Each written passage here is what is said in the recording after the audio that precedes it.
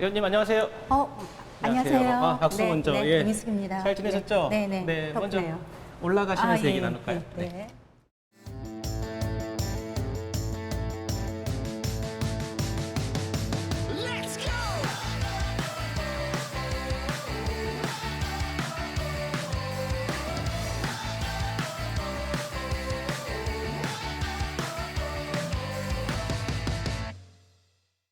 자, 의원님이 정례회 끝난 지 얼마 안 됐죠? 네. 어떻게 지내셨어요? 네. 일반적으로 정례회가 있으면 그 현장이나 이런 활동 하지 못하고 이제 그 시정 미역하는 일을 열심히 하고 있죠. 끝났으니까 좀 여유가 네. 좀 생겼으니까. 마음은 풀이한데요. 음. 그래도 또 민원이 기다리고 있습니다. 네. 그래서 또 민원도 찾아다니시고 그러셔야겠네요. 네. 우리 자세한 얘기는 들어가서 하실까요? 예. 네.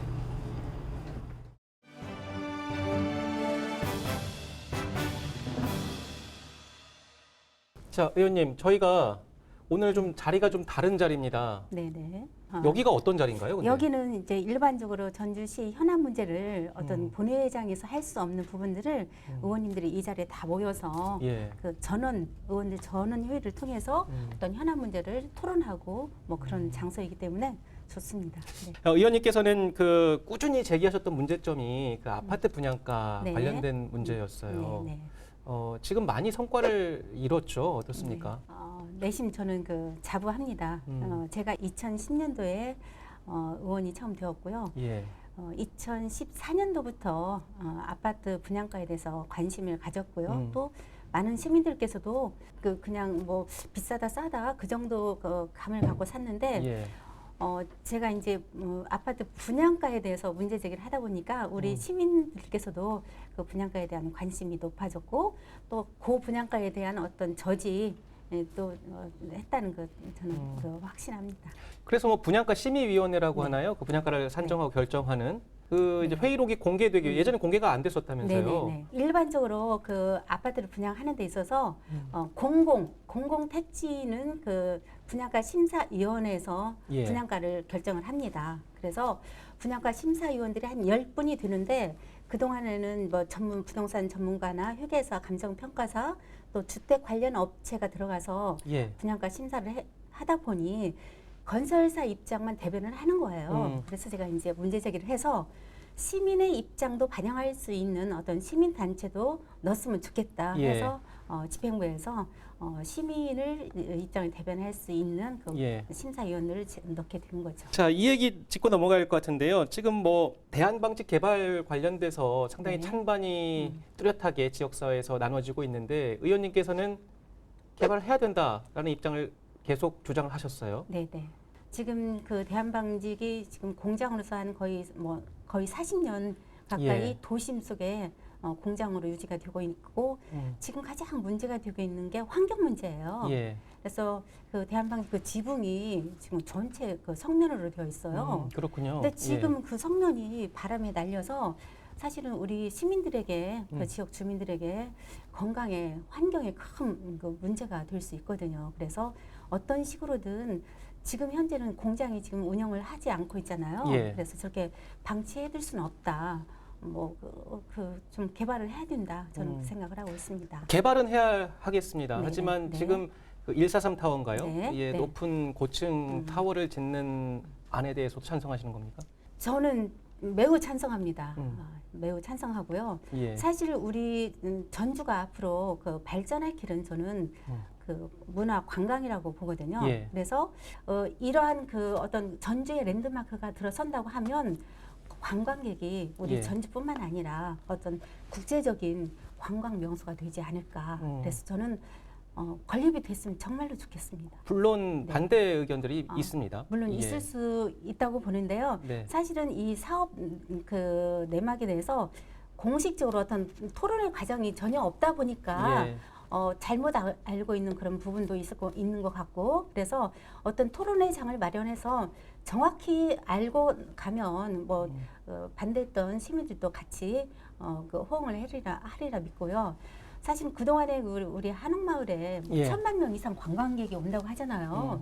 어떤 지역 경제에 어떤 시너지 효과는 전혀 없었습니다. 사실은. 예. 네. 이 1,000만의 관광객을 우리가 체류형으로 만들어 있으면 좋겠다 하는 그런 생각이죠. 관광 얘기를 했으니까요. 네. 지금 정부가 관광 거점 도시 선정을 앞두고 있죠. 네. 전주도 어떻게 관광하면 물론 아까 말씀하셨듯이 한옥마을 중심으로 관광산이 상당히 발달된 도시인데요. 어떻게 보십니까? 이 부분 선정될까요, 전주가? 국제적인 관광객들이 서울과 부산으로 이렇게 쏠림 현상이 있어요. 예. 그래서 이제 정부에서 이 쏠림 현상을 막기 위해서 그 광역 도시 한 곳을 국제 관광 도시를 한 곳을 더 선정을 하고 예. 이제 그 지자체 네 곳을 관광 거점 도시로 네 곳을 선정을 합니다. 예. 근데 그 관광 거점 도시로 올 연말까지 정부에서 선정을 하게 되는데요. 이게 선정이 되면 정부에서 지원을 하게 됩니다.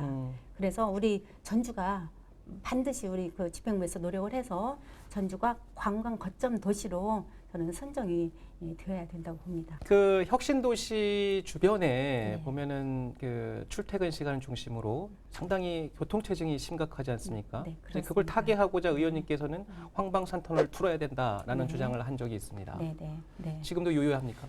혁신 도시를 그 조성을 했으면 어떤 도로 기반 시설까지도 염두에 두고 그 사업을 진행을 시켰어야 되는데 예. 도로 시설은 빼놓고 한 거예요. 근데 지금 출퇴근 시간대 보면은 엄청난 교통 체증이 유발되고 있습니다. 예.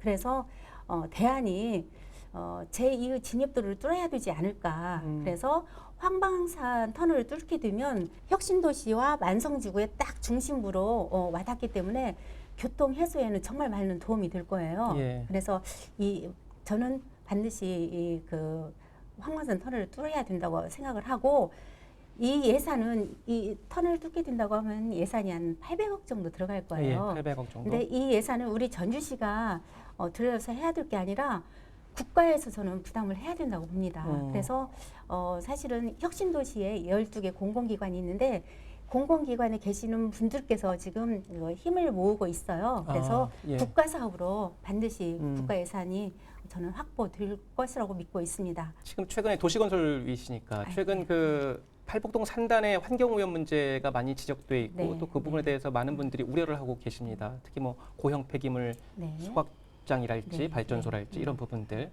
그래서 의원님께서 보니까 폐기물 총량제 도입도 주장을 많이 하시고 계시더라고요. 새벽에 지나다 보면 산단에서 뿜어 나오는 연기들을 보면 어마어마한 그 그렇죠. 연기가 뿜어날 겁니다. 근데 그동안에는 많은 분들이 그냥 무심결에 공장에서 나오는 어떤 연기인가 보다 그렇게 생각을 하고 그냥 지나쳤는데 제가 자료를 통해서 그 자료를 요청해서 보니 지금 그 팔복동 산단에 11개 물론 다른 산업체도 있는데 11개의 업체에서 폐기물을 소각을 하고 있다는 거예요. 예.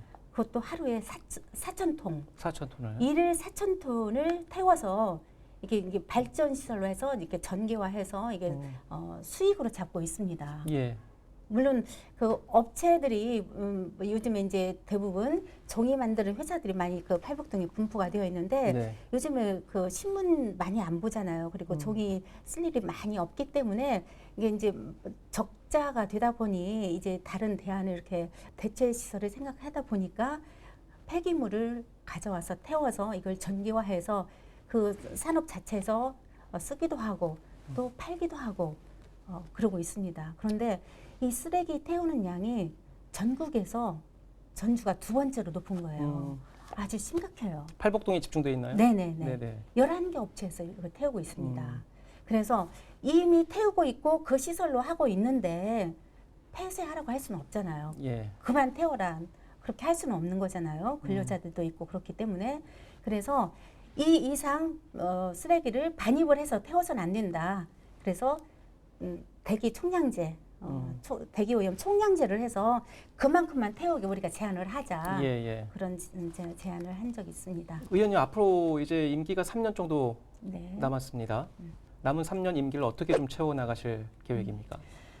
사실은 제가 그 초선 재선을 마치면서 공약 이행률이 92%, 94%였습니다. 예. 그래서 우리 시민들과 주민들과 약속한 부분을 3년 이내에 제가 차곡차곡 다 이행을 해서 이번 3선 졸업 때도 제가 공약 이행률을 90% 이상 꼭 지키려고 합니다. 기대해 보도록 하겠습니다. 열심히 하겠습니다. 오늘 저랑 함께 나눠보시니까 좀 어떤지요? 너무 좋습니다. 예, 그동안의 생각들을 그냥 지역 주민들과만 뭐 간단하게 함께 했을 뿐인데 예. 또 이렇게 우리 티브로드에서 우리 의원님들의 또 생활을 이렇게 봐주고 예. 또 함께 해주셔서 정말 고맙습니다. 네, 알겠습니다. 앞으로도 좋은 활동 기대하도록 하겠습니다. 오늘 말씀 여기까지 나눌게요. 네, 고맙습니다. 감사합니다.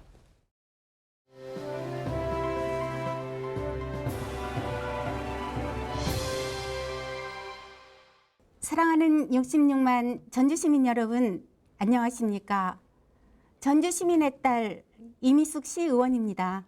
지역 경제가 매우 어렵다 합니다. 특히 우리 전주의 체감은 더욱 심합니다. 이제는 전주가 변해야 합니다. 천년의 역사와 문화를 가진 우리 전주를 파리나 로마처럼 국제 관광 도시로 만드는 비전입니다. 이제 새만금 국제공항이 건립되고 천혜 자원인 한옥마을과 대한방직터가 개발이 되고 또 전주가 국제 관광 거점 도시로 선정이 되면 이제는 전주가 체류형 국제 관광 도시가 될 것입니다. 저는 확신합니다. 잘 사는 전주, 일자리를 찾아오는 청년의 전주, 그런 전주를 만들겠습니다. 이미숙이 함께 하겠습니다. 감사합니다. 사랑합니다.